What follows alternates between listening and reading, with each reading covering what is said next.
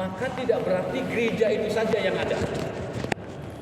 Jadi kalau adik lihat ini sekarang gereja nih, depan kita ini ada taman, depan kiri ini ada bangunan, sebelah kanan pun ada bangunan yang mungkin tempat perkantoran ya. Tetapi setiap gereja dibangun di dalam tempat peribadatan orang Belanda pada masa itu. Di samping gereja, di sini gereja, maka di sebelahnya ini ada yang disebut dengan pastori, rumah pendetanya. Di rumah pendeta ini pun ada di sebelahnya juga itu rumah posternya, pelayan yang khusus mengurusi gereja. Dan di samping ini juga tentu ada yang disebut dengan panti jompo. Jadi kalau kita lihat ini sekarang gereja di sini, di situ ada taman, sebelah kiri ini ada gedung gereja, ada gedung yang menjadi sekarang tempatnya pendeta KMJ. Yang tadinya bukan di sini rumah pendetanya. Ini tidak lebih yang sekarang menjadi kantor dan rumah pendeta ini tadinya adalah panti jompo. Dan taman yang di depan itu adalah jadi satu dengan gereja ini, yang sekarang sudah diambil alih oleh pemerintah karena sekian lama tidak dapat perawatan dari orang-orang yang ada di gereja ini pada masa itu. Sehingga makanya terpisah antara sana menjadi urusan pemerintah, kita yang di sini untuk mengurusinya ini karena kita masih ada sebagai jemaat yang beribadah di sini.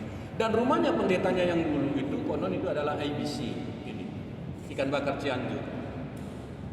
Dan yang lain-lainnya ini adalah pusat pemerintahan. Mungkin itu yang bisa saya tambahkan yang terlupakan. Silakan adik-adik kalau memang ada yang mau bertanya. Untuk yang di sebelah sana yang di belakang sini Ya? itu apa? Yang di luar ini? Yang di luar ini tentu ada bagian perkantoran mungkin yang umum pada waktu itu. Yang terakhir itu dipakai sebagai apa ya? Kantor bank ya tadinya. Ini ada kantor asuransi juga kan? Asuransi Jiwasraya. Dan yang lain-lainnya ini mungkin untuk terkait gedung-gedung yang di sekitarnya ini punya siapa dan dulu kayak apa mungkin tidak ada tercatat di dalam lembaran itu ya. Dan itu tentu bisa kita dapatkan dari data yang ada di pemerintahan. Untuk mereka mengetahui data otentik daripada kota lama ini dalam radius sekian meter ini, yang sekarang menjadi kota objek wisata. Di mana kota Semarang itu karena ini kota yang menjadi objek wisata, ikonnya itu tetap kota gereja Belendung ini. Disebut Belendung itu mungkin karena bentuknya bundar. Dan memang masih banyak adik-adik yang bertanya, ini gereja apa kuil apa masjid? Satu. Yang kedua, ini gereja masih dipakai apa tidak? Gitu ya, karena melihat usianya sudah tua. Tapi kenyataannya memang ini adalah gereja dan sampai sekarang itu ada jemaat. Jumlah jemaatnya di sini kakaknya kurang lebih sekitar 220. 220 kakak dengan jiwanya sekitar 600-an sampai 700. Kehadiran jemaat 2 kali dalam seminggu ibadahnya, jam 9 pagi dan jam 5 sore. Kehadiran jemaat dan tamu yang paling banyak itu biasanya di ibadah jam 9 pagi. Melihat kapasitas ruangan ini dengan kursi-kursi yang adik duduk ini nih, yang bentuk-bentuk rotan ini, khusus untuk jemaat ini, tidak lebih daripada 200. Tetapi ketika ada tamu yang cukup banyak yang harus kita akomodir kehadiran mereka, kita akan menambah kursi-kursi di bawah di sini sampai di sana bisa mencapai sekitar 250-an lah kehadiran warga jemaat di luar daripada pemandu lagu paduan suara, di luar daripada petugas-petugasnya. Itu ya. Mungkin silakan ditanya mungkin apa yang bisa saya sampaikan untuk tambahan data dari adik-adik sekalian. Pak, ya. Sebelumnya pengen mau tanya tapi pas dijelasin kapan berdirinya kan mungkin saya ada kelewatan gitu. Nih, berdiri yang membangun pertama kali itu bangsa Portugis atau bangsa Belanda ya? Belanda. Belanda. Jadi kalau ceritanya untuk gereja ini menjadi gereja Belanda itu 1753. Terlepas bangunannya pertama tadi dalam bentuk gereja, bentuk rumah tajuk itu adalah merupakan gereja daripada Katolik atau tidak, itu tidak ada dijelaskan di sana. Tetapi yang pasti dengan nama-nama pendeta Belanda yang masuk ke Indonesia ini dan perjalanannya mulai dari Maluku masuk Batavia, Jawa Tengah, Jawa Timur sampai ke Kupang sana, ada yang disebut dengan gereja saudara dari GPIB ini. Gereja saudara itu disebut adalah gereja-gereja yang didirikan oleh Belanda pada masa itu. Pertama itu ada di Maluku dengan nama Gereja Protestan Maluku, GPM. Yang ada di Sulawesi, Gereja Masehi Injili Minahasa. Yang ada di daerah timur itu Gereja Masehi Injili Timor. Dan mereka-mereka yang dari sebelah sana ini pada dari Maluku juga ada melakukan pelayanan sampai ke Papua. Ya, gereja Protestan. Di luar daripada ketiga daerah ini, mereka-mereka yang keluar dari daerahnya merantau, bekerja atau tinggal di Jawa sampai ke Sumatera, itu mereka satu di dalam apa yang disebut dengan GPIB, Gereja Protestan Indonesia Bagian Barat. Dan Gereja Protestan Indonesia Bagian Barat ini meliputi gereja-gereja yang dibangun oleh Belanda, tinggalan Belanda di luar daripada tiga daerah itu tadi. Itu ya. Jadi ini ada sampai ke Aceh sana, Jawa Barat pun ada, Kalimantan pun ada, gitu. Jadi ini yang saya sebut tadi GPM, Gemim dan Gemit itu gereja saudara kita. Dan gereja ini resmi menjadi nama GPIB, Gereja Protestan Indonesia Bagian Barat ini tahun 1948. Dan nama-nama pendetanya sudah ada di situ, nanti bisa dilihat. Sebelah kanan itu ya, pendeta pribumi siapa dan tahun berapa mulai. Setelah ada tenaga-tenaga pelayan dari pribumi yang menjadi pendeta. Itu ya. Oke. Silakan yang lain mungkin. Jadi untuk bangunan yang adik itu tanya tadi, bisa jadi kemungkinan ini sudah ada duluan gedungnya sama seperti orang-orang Katolik dulu yang ada di Batavia, seperti yang ada di Priuk, di kota Jakarta Kota, mungkin juga ada di Semarang ini. Tetapi saya mau mengatakan, iya ini Katolik punya dulu, tidak ada data yang kita terima. Jadi kita jangan asal bicara iya dan tidak. Kalau kemungkinan itu bisa jadi ada.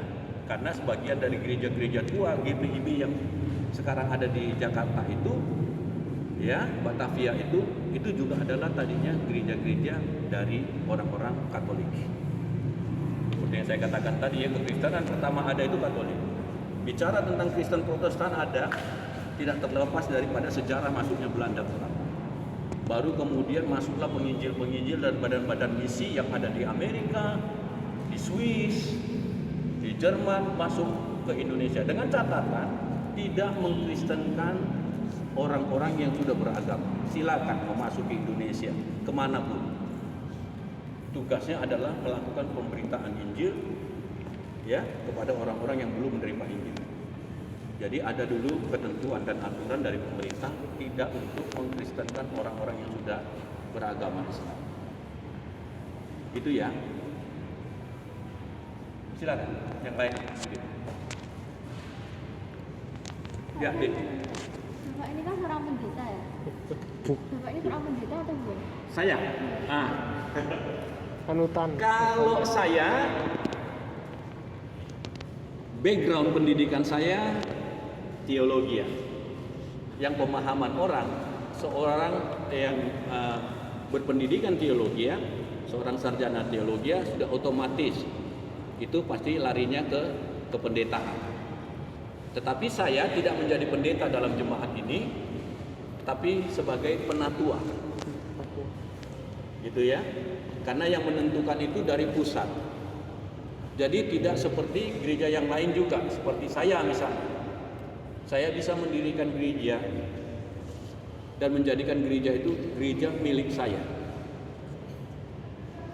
Itu dari beberapa aliran itu ada. Yang seperti Pentakostal, ya, itu ada. Jadi saya ini bukan pendeta, tapi seorang penatua. Dan kalau di dalam daftar itu, saya katakan tadi kan ada pendeta itu dibantu oleh 5 ketua bidang. Bidang 1, bidang 2, bidang 3, bidang 4, bidang 5. Bidang satu itu terkait tentang pelayanan diakonia keluar kepada orang-orang yang butuh pelayanan terkait di bidang kehidupan sehari-hari. Namanya diakonia, ya, dan pelayanan kesaksian keluar, kesaksian kehidupan orang Kristen. Itu bidang saya.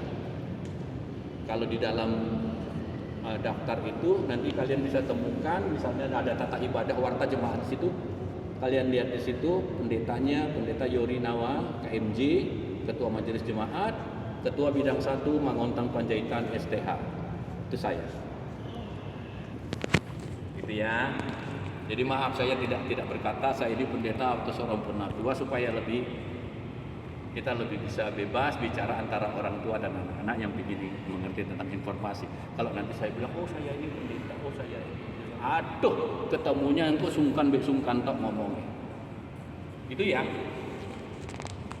Jadi data yang kalian terima pun bisa dikatakan lebih valid. Ya. Karena orang yang membidangi yang menyampaikan ini. Jadi kalian tidak ketemu dengan orang yang biasa-biasa saja. Begitu adik-adik. Silakan yang tanya yang lain. Supaya data tugas kalian ini bisa betul-betul mantap dan bisa nilainya baik. Ya, silakan deh. Saya nanya lagi Pak. Itu kan menurut Bapak gereja penduduk itu kondisi sekarang lebih bagus atau enggak? Saya kan butuh pelestarian kan Pak. Berarti keadaan gereja sekarang itu lebih sedikit buruk gitu Pak dibanding yang dulu atau gimana? Ya. Jadi kalau dibilang lebih buruk dari yang dulu, jelas ya. Karena tentunya kan termakan usia ya, kalau dalam bentuk fisik bangunan ya.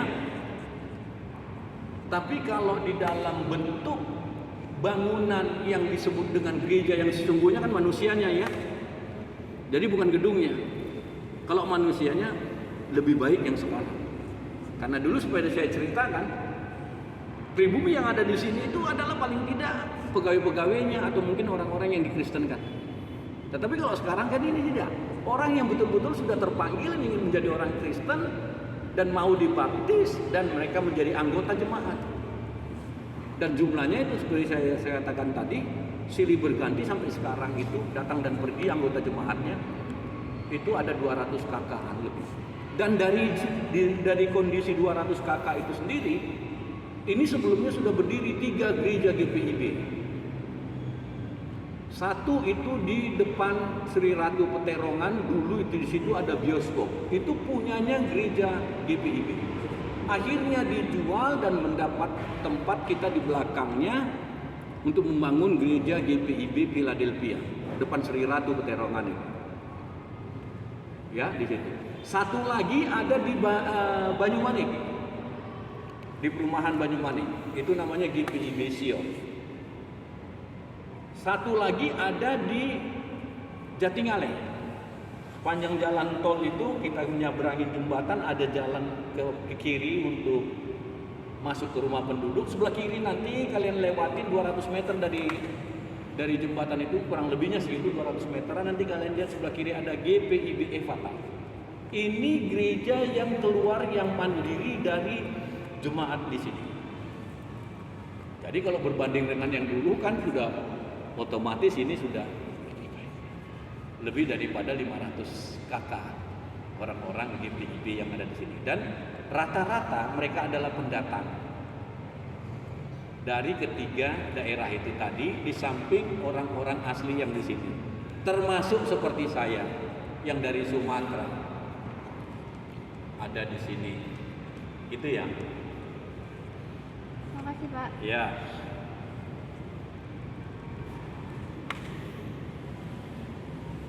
Jadi ada 4 gereja GPIB ya. Tadinya 1 di sini semua. Jadi pelayanannya seluruh kota Semarang. Dan jemaatnya yang dari sini yang berjemaat itu ada yang dari Boja, Cangkiran. Tinggal di sana tapi beribadahnya ke sini. Dan ada pos PI, pos PLKes kita di Kendal. Yang notabene Kendal itu dalam tanda petik terlarang untuk berkembangnya kekristenan, dan ketika kita mendirikan gereja dipaksa bongkar di sana. Jadi akhirnya mau tidak mau sekarang bentuknya seperti kita katakan itu, pos pelayanan itu adanya di desa Dempel Rejo. Sampai sekarang itu ada. Gitu. Silakan yang lain. Jadi, Yohanes. Pak, kalau gereja ini pernah dialihfungsikan nggak Pak? Misalnya pas Jepang menang dari Belanda itu, pernah dialihfungsikan nggak? Jadi, soalnya saya pernah baca jadi gudang senjata pas itu. Ya, kemungkinan terkait ketika Belanda berhasil ditaklukkan oleh Jepang, bagian-bagian yang ada di dalam pemerintahan Belanda, milik pemerintahan Belanda itu mau tidak mau secara khusus pasti diambil alih untuk kepentingan Jepang. Tetapi terkait tentang gereja, saya kira tidak ada sejarah yang menyebut gereja dipakai oleh Jepang untuk bagian daripada pemerintahannya. Karena kalau itu terjadi, barangkali Jepang tidak hanya berhadapan dengan orang Kristen di Indonesia, tetapi akan berhadapan dengan dunia. Ini terkait tentang keberagamaan, ya toh? Yang itu tentu terlepas daripada pemerintah, gitu. Jadi data secara sesungguhnya belum pernah ini dialihkan untuk kepentingan pemerintahan Jepang ketika mereka ada berhasil menjadi pemerintah di sini sekitar kurang lebih 3,5 tahun ya. Gitu ya. Silakan adik-adik yang lain. Kalau memang tidak ada, nggak usah diada-adakan. Pak, Iya deh. boleh tahu namanya nggak? Nama siapa? Nama Bapak? Ini tadi karena kamu dapat terlambat, no? Iya, Pak. Oke, nama saya Mangontang Panjaitan. Jadi supaya nanti kalian bisa laporkan di situ terkait apa yang kalian terima, kalian rekam, kalian foto di sini, penjelasannya sudah diterima dari nama sumber narasumbernya ini. Gitu ya, Mangontang Panjaitan. Kalau mau disingkat daripada terlalu panjang, capek kamu ngetiknya, M. Panjaitan. Kalau mau dibikin gelarnya di belakang, monggo, STH. STH itu menunjuk kepada pendidikan ya. Terima kasih Pak.